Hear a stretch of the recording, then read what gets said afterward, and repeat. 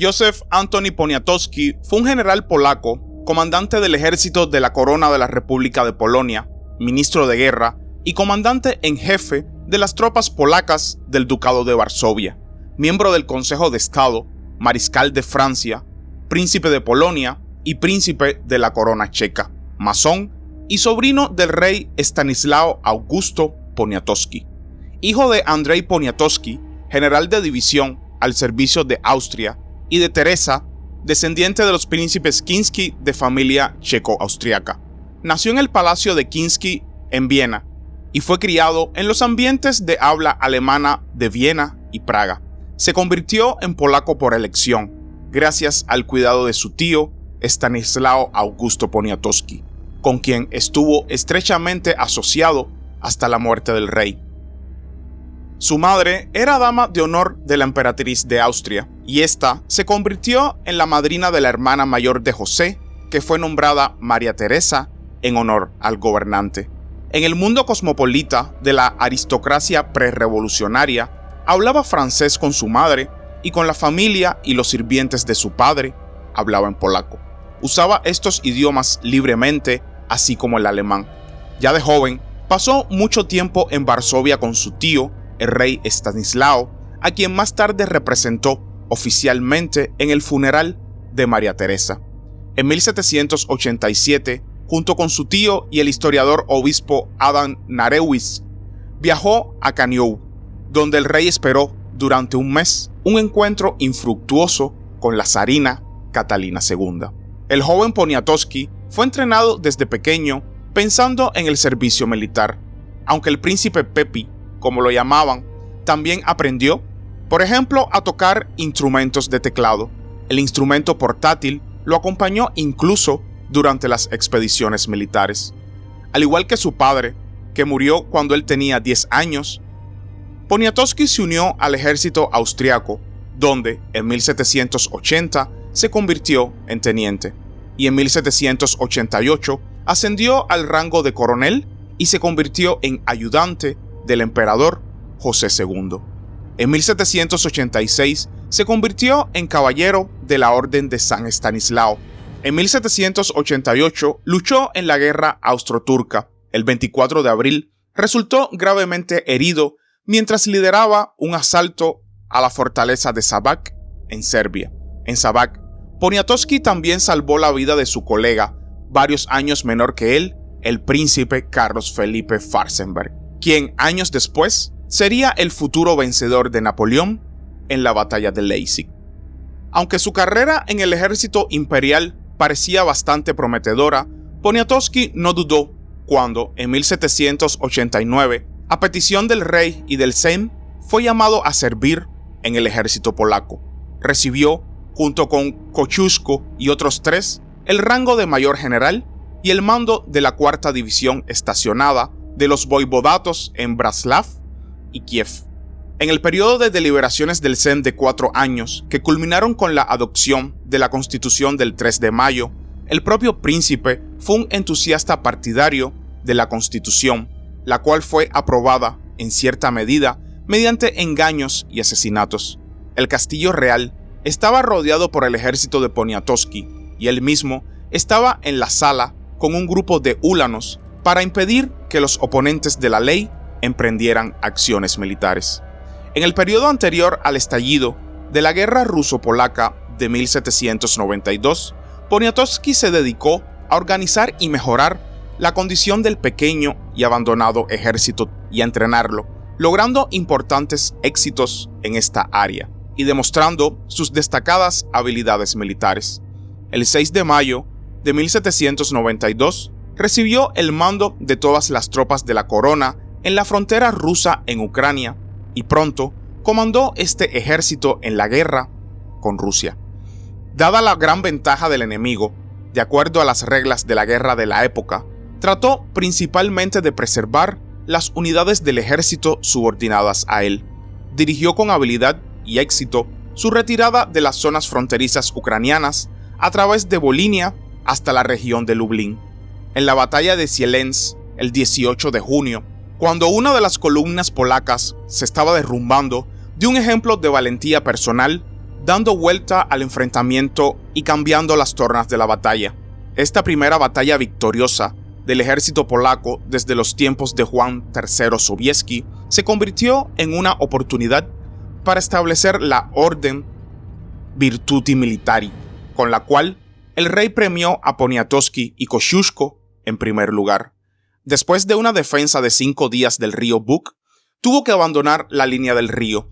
La principal dificultad que enfrentaron el comandante y el ejército a lo largo de la campaña fue la falta casi total de suministros. Por ejemplo, la falta de municiones de cañón hizo imposible fortificar y adoptar posiciones defensivas. Al enterarse de la noticia del ascenso del rey a Torwica, que no creía en la posibilidad de derrotar a los rusos, Poniatowski buscó la muerte en una lucha desesperada. Comentó la decisión del rey, diciendo que no estaba preparado para tal maldad y que debería haber luchado hasta morir antes de respirar de vergüenza. Estaba en contra de cualquier acuerdo con los países de la partición, a pesar de la evaluación realista de la situación política y la conciencia de los malos resultados en términos de reconstrucción del poder militar polaco. Se mantuvo firme en su posición de continuar la lucha para mantener la independencia. Protestó, sin éxito, contra el acuerdo celebrado por Estanislao Augusto con Catalina y pidió al rey que dirigiera personalmente el ejército para defender la independencia hasta el final. Ya en 1792 advirtió al rey contra acuerdos degradantes que, como bien predijo, conducirían al colapso total del Estado. Sin embargo, no decidió asesinar o secuestrar al rey, cuyas acciones calificó de malas. Junto con muchos otros, dimitió y fue recibido con admiración por el ejército. Los soldados hicieron acuñar una medalla conmemorativa del ejército para el líder y escribieron una carta a la madre del príncipe en Praga, agradeciéndole por un hijo tan destacado. Dejó el país y fue hacia Viena, y luego más allá, ya que las autoridades rusas exigieron, y el tímido Estanislao Augusto también insistió, que abandonara Viena también. Por tanto, se dirigió a Europa Occidental, presa de los espasmos de la Revolución Francesa. En 1792, en una carta al rey, Poniatowski expresó la opinión de que para salvar a Polonia y preservarla como gran potencia al comienzo de esta campaña, debido a que no estaba adecuadamente preparada militarmente, el rey debería haber movido a todo el país, haber llevado personalmente a la nobleza a caballo, armar las ciudades y liberar a los campesinos. Al enterarse de la adhesión de Stanislao a la Confederación Tarłokia, el príncipe Poniatowski le devolvió las órdenes del Águila Blanca y de San Estanislao. El resultado directo de la guerra polaco-rusa fue la segunda partición de Polonia, pero supuso un bautismo de fuego para el Estado Mayor polaco, donde muchos de ellos seguirían luchando en numerosas campañas hasta la caída de Napoleón. Y así llegaría el levantamiento de Kosciuszko y la ocupación prusiana, convocados por carta por Estanislao Augusto, que quería aumentar su influencia en el destino de la insurrección y tener a su sobrino con él en los momentos turbulentos. Poniatowski y Wielhorski llegaron del extranjero y el 27 de mayo, cerca de Jazherov, se presentaron en casa de Kosciuszko. El príncipe se unió al levantamiento como soldado voluntario, sin exigir ningún trabajo a su antiguo subordinado. Sin embargo, se negó a tomar el mando del levantamiento en Lituania, donde el comandante necesitaba a alguien que reemplazara al despedido Jasinski, y propuso a Wielhorski para ese papel. Él mismo quería estar cerca de Varsovia, cerca de su tío, que necesitaba su presencia. Luchó allí valientemente desde julio, antes y durante el asedio de la capital por parte de los prusianos, contra quienes, tras arrebatar el sector de defensa de la ciudad, llevó a cabo eficaces operaciones ofensivas en la primera quincena de agosto. En la defensa de Pawłowski, el 26 de julio, lideró infelizmente, pero con el mayor sacrificio y riesgo para su vida. Fue herido, aplastado por un caballo baleado. También luchó con dedicación en octubre en la línea de Sura. Estas batallas, a costa de grandes pérdidas, distrajeron la atención de los prusianos del cuerpo de Dąbrowski, que se retiraba a Varsovia. Sin embargo, el apoyo de Poniatowski en el levantamiento fue difícil debido a su parentesco con el despreciado rey, la falta de buena cooperación militar con Kosciuszko, así como la influencia y acciones de los radicales polacos. Después de la derrota del levantamiento, permaneció algún tiempo en Varsovia. Sus propiedades fueron confiscadas, pero al negarse a aceptar un puesto en el ejército de la zarina o declarar lealtad a las autoridades rusas, se le ordenó abandonar la capital y en abril de 1795 partió nuevamente hacia Viena. Después de la muerte de Catalina II, el zar Pablo I, quien, teniendo una mejor actitud hacia los polacos, liberó a Kosciuszko y a muchos otros, devolvió las propiedades a Poniatowski y trató de emplearlo nuevamente en el ejército ruso, de donde evadió el caso alegando problemas de salud debido a heridas sin cicatrizar. En 1798, su tío, Stanislao Augusto, murió en una migración forzada a San Petersburgo. Poniatowski fue allí para asistir al funeral de su tío y se quedó varios meses para completar los trámites legales y sucesorios necesarios, así como para regular las relaciones con el zar Pablo y su corte. De allí regresó a Varsovia, que entonces estaba bajo dominio prusiano. En ese momento, permaneció en Polonia, en el Palacio de Ojalata en Varsovia y el Palacio de Jablona, cerca de Varsovia. Durante estos años permaneció políticamente inactivo y su estilo de vida desenfrenado y el de su círculo despertaron críticas generalizadas. A partir de 1801, acogió durante algunos años en el Palacio de Lasienski al hermano de Luis XVI, el futuro Luis XVIII, que, junto con su familia y su corte, necesitaba refugio. En 1802, debido a asuntos no resueltos relacionados con la sucesión de Stanislao, permaneció varios meses en Berlín, donde negoció algunos cambios para mejorar la situación en Varsovia y estableció relaciones cordiales con la pareja real prusiana. En Polonia, después de la tercera partición, oprimido y privado de cualquier estado, vivió como un príncipe, lo que no pasó desapercibido. Rodeado de mujeres hermosas toda su vida, nunca se casó. Tuvo 2 hijos de 2 relaciones informales. La administradora absoluta de su casa y mansión, así como de muchos asuntos relacionados con él mismo, era Henrietta de Vauban, una persona 10 años mayor que él, a quien trajo consigo desde Viena. El mariscal Davout, preocupado por sus negocios, aconsejó a Napoleón que ignorara a esta mujer vanidosa y los futuros biógrafos del príncipe deplorarían esta situación. En noviembre del año 1806, cuando los prusianos amenazados por Napoleón se preparaban para abandonar Varsovia, Poniatowski, a petición del rey Federico Guillermo III, aceptó administrar la capital y se convirtió en el jefe de milicia de la ciudad, organizada por la parte rica de la sociedad de la misma. A finales de ese año, después de que las tropas de Joaquín Murat entraran en Varsovia, surgió la cuestión de quién lideraría a los soldados polacos en la nueva alianza con Francia. Los antiguos insurgentes querían que el ejército polaco estuviera al mando de Jan Henryk Dąbrowski, pero Napoleón estaba convencido de que el distinguido general no tenía contactos ni conexiones adecuadas con los círculos influyentes del país.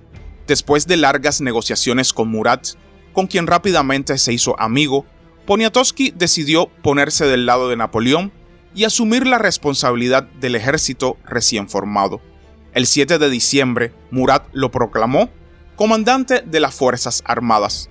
El 14 de enero de 1807 se convirtió en director de guerra de la Comisión del Gobierno formada bajo la presidencia de Stanislao Malachowski.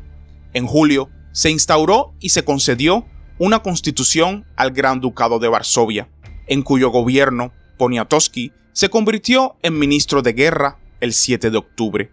Pero Napoleón, que aún no confiaba en él plenamente, dejó el mando militar en manos de Davout, quien, a diferencia de Murat, Poniatowski no le convenció en absoluto. Poniatowski se convirtió en jefe de las Fuerzas Armadas del Ducado recién conformado el 21 de marzo de 1809, poco antes del estallido de la guerra, austropolaca.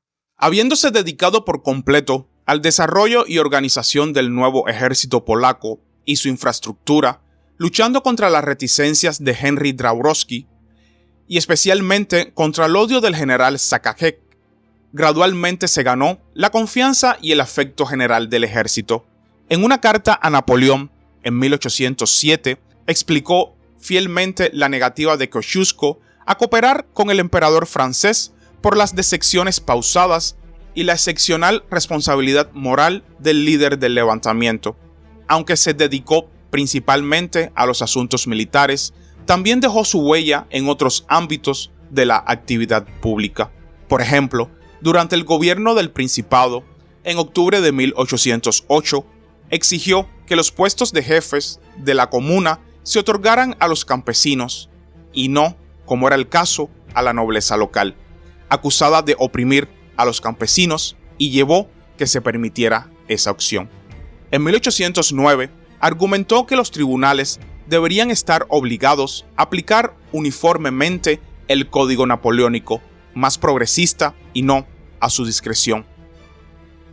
En 1809 defendió a los judíos expulsados por las autoridades de las calles principales de Varsovia, y en 1812 imploró a los ancianos de la comunidad judía que permitieran a los jóvenes reclutas judíos tener la oportunidad de cumplir con sus deberes religiosos en el ejército. Sin ver la manera de hacerlo, para conciliar esto con la práctica y disciplina militares, decidió eximirlos del servicio militar obligatorio y por tanto de participar en la guerra con Rusia. Posteriormente, en la primavera de 1809, se enfrentó a fuerzas de invasión austriacas 2 veces superiores, dirigidas por Ferdinand d'Este. En la conclusión de la batalla de Racine, el 19 de abril, impresionó a sí mismo y a sus oponentes con su heroísmo personal. Habiendo tomado la decisión de entregar Varsovia en el Consejo de Guerra, a pesar de la oposición de los residentes franceses y de los radicales polacos que exigían que se armara al pueblo y se defendiera la capital, aprovechó el momento de sorpresa para llevar a cabo una ofensiva en el lado oriental del Vístula, cerca de la partición austriaca.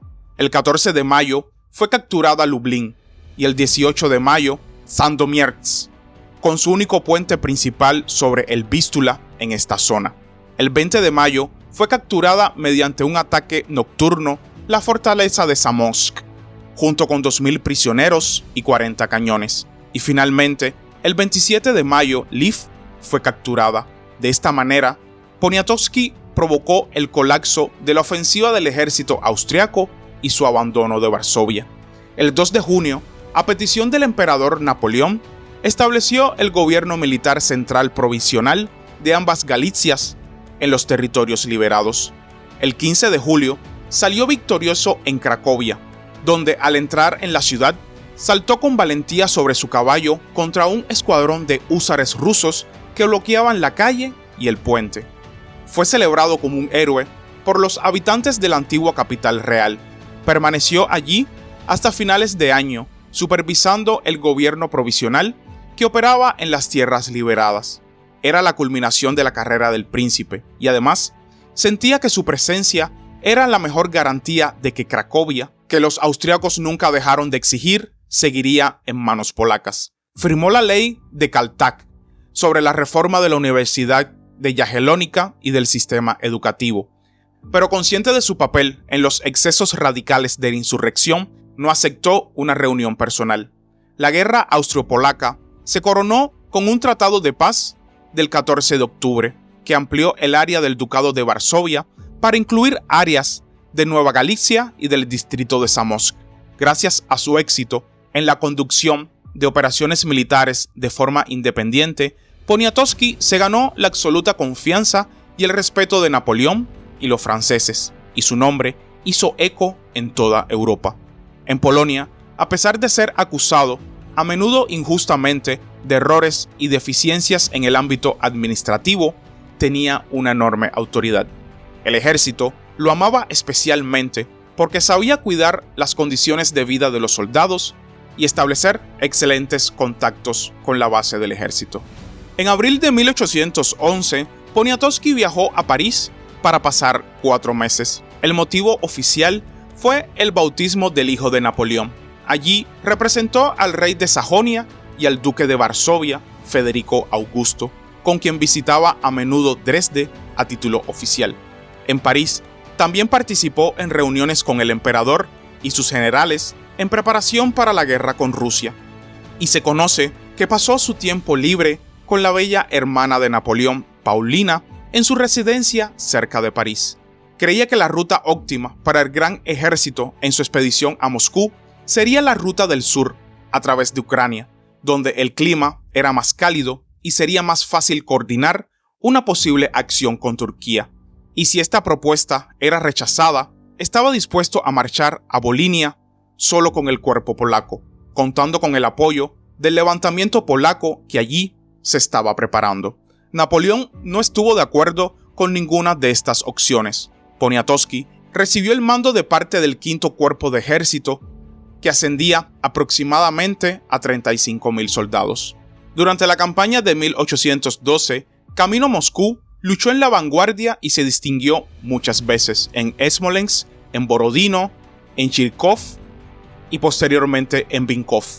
Después de Borodino, vio el futuro de la campaña sombrío y aconsejó detener nuevas ofensivas.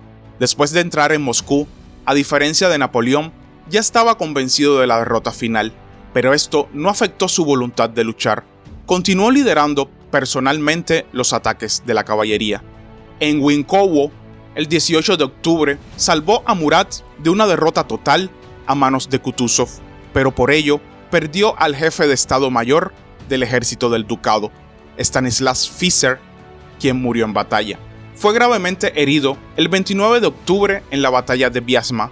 Intentó continuar en el servicio activo, pero al cabo de unos días se vio obligado a renunciar al mando de su cuerpo de ejército y viajar más al oeste en un carruaje con 2 ayudantes. Mientras cruzaban el río Beresina, escaparon por poco del cautiverio ruso, pero finalmente llegó a Varsovia el 12 de diciembre. Después del desastre del ejército de Napoleón, Poniatowski comenzó inmediatamente a trabajar en la reconstrucción del ejército polaco. En 1813 se opuso a la insistencia del gobierno y de la opinión polaca que se inclinaba a llegar a un acuerdo con Alejandro I. Tampoco aceptó la oferta de amnistía y cooperación de Alejandro. Dirigió al ejército parcialmente formado fuera de Varsovia el 5 de febrero, evitando el avance de las tropas rusas hacia el oeste y finalmente llegando a Cracovia. En 1813 se creó una nueva formación militar, los regimientos de caballería campesina, conocidos como los Krakushi.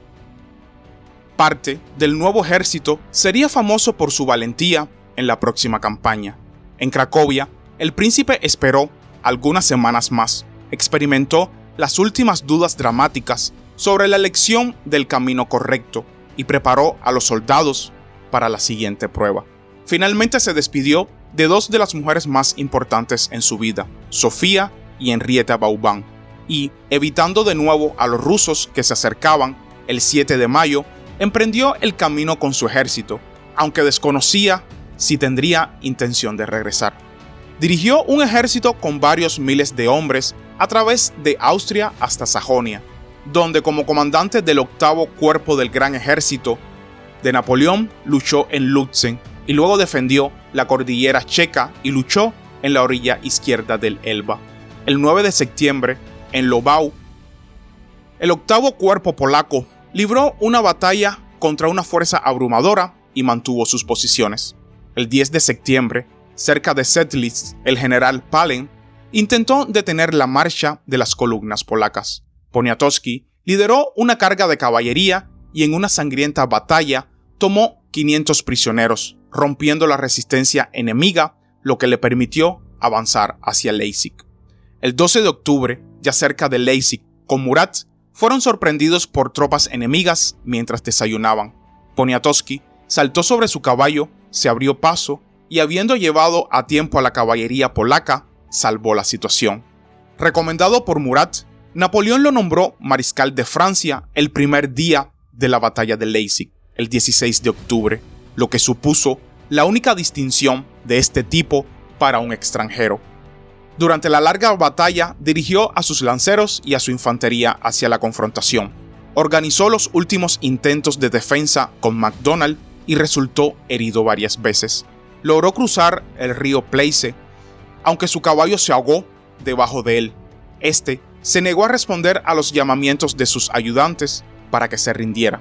Era el 19 de octubre y Poniatowski estaba cumpliendo su última orden: cubrir la retirada del ejército francés.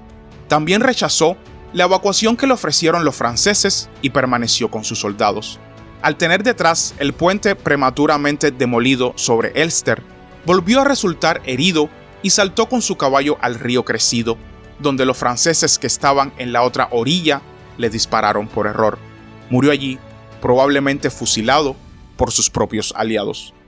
El último acto político del comandante en jefe fue organizar rápidamente, mientras los rusos ocupaban gradualmente Polonia, una nueva fuerza armada y sacarla del territorio para continuar la lucha.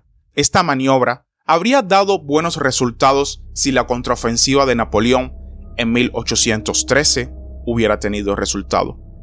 Poniatowski fue enterrado en el cementerio de St. John en Leipzig, donde todavía existe una placa dedicada a él.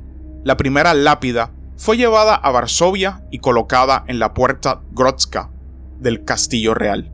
Su cuerpo fue llevado de Leipzig a Polonia en septiembre de 1814 y colocado en el sótano de la Basílica de la Santa Cruz de Varsovia. De acuerdo con la voluntad del Senado de la ciudad libre de Cracovia y el consentimiento del zar Alejandro, los días 22 y 23 de julio de 1817, el cuerpo del príncipe fue colocado ceremonialmente en la catedral de Wawel, con lo que comenzó la tradición de enterrar héroes allí. Poco después de la muerte de Poniatowski, se desarrolló en Polonia un culto específico al príncipe, que constituye la versión polaca de la leyenda napoleónica. El mismo fue siempre una inspiración para los luchadores por la libertad de Polonia, especialmente para los insurgentes de noviembre de 1830, muchos de los cuales habían luchado anteriormente bajo su mando. Su figura sirvió de modelo para muchas figuras militares polacas. El ducado de Varsovia, que Napoleón estableció y Poniatowski defendió, permaneció en formas cambiantes, como un estado polaco hasta el final del periodo de partición. Si hubiera caído en 1809, el reino de Polonia no se habría establecido. En una época en la que Polonia no era independiente, la figura del príncipe Poniatowski era popular entre los patriotas polacos debido a sus méritos militares y su colorido carácter. El renovado desarrollo del culto del príncipe como héroe polaco se produjo a principios del siglo XX con el resurgimiento de las tendencias independentistas. También se conoce que Poniatowski fue miembro de la logia masónica, más específicamente del templo de Isis, además de miembro honorario de la logia masónica de Hermanos Unidos en 1808 y candidato al cargo de Gran Oriente Nacional de Polonia en 1813. Y hasta aquí el video de hoy, espero que les haya gustado y suscríbanse para más contenido. Hasta la próxima.